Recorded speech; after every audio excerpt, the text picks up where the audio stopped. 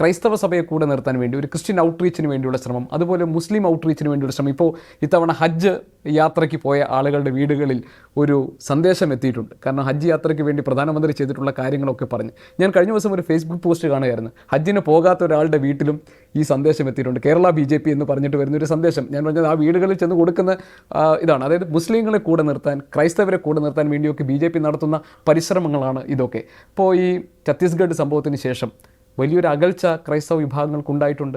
പിന്നെ ഇവിടെ ഈ ഹജ്ജ് യാത്രയുമായി ബന്ധപ്പെട്ട് ഇങ്ങനെ നൽകുന്ന ഈ സന്ദേശം, ഇതൊക്കെ വോട്ടുകളായി മാറുമെന്ന് BJP കരുതുന്നുണ്ട്, അതോ ഇതൊരു സങ്കല്പമാണോ?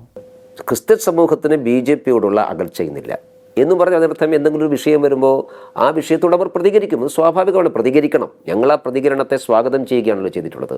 ഇപ്പം ഛത്തീസ്ഗഡിലെ വിഷയമുണ്ടായപ്പോൾ കേരളത്തിലെ ക്രൈസ്തവ സഭാ നേതൃത്വം അതിനോട് പ്രതികരിച്ചതിനെ ഞങ്ങൾ വിമർശിച്ചിട്ടില്ലല്ലോ.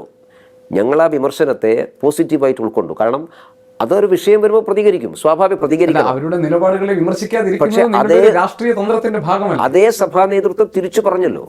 ഛത്തീസ്ഗഡിലെ വിഷയത്തിൽ കേരള BJP ഘടകത്തിൻ്റെ ഇടപെടൽ, ഛത്തീസ്ഗഡ് ഗവൺമെൻറ് ഇടപെടലുകൾ, ആ ഇടപെടലിൻ്റെ അടിസ്ഥാനത്തിൽ ആ പ്രശ്നത്തിന് പരിഹാരമായപ്പോൾ ഇതേ വിമർശിച്ച സഭാ നേതൃത്വം തിരിച്ചു പറഞ്ഞു ഞങ്ങളെ സഹായിച്ചത് BJP മാത്രമാണ്. ഞങ്ങൾ വിമർശിച്ച സമയത്ത് ആ വിമർശനത്തിന് മറുപടി പറയാനല്ല ഞങ്ങൾ ശ്രമിച്ചത് ആ പ്രശ്നം പരിഹരിക്കാനായിരുന്നു. പ്രശ്നം പരിഹരിച്ചപ്പോൾ ഇതേ സഭാ നേതൃത്വം തിരിച്ചു പറഞ്ഞു ഞങ്ങൾക്കിന്ന് കേരളത്തിലെ എല്ലാ സഭാ നേതൃത്വമായിട്ട് നല്ല ബന്ധമുണ്ട്. ആ ബന്ധം വോട്ടിൻ്റെ ആശ്രയിച്ചുകൊണ്ട് മാത്രമല്ല, ഞങ്ങൾ വോട്ടിൻ്റെ സമയത്തോ തെരഞ്ഞെടുപ്പ് സമയത്തോ മാത്രം പോകുന്നില്ല.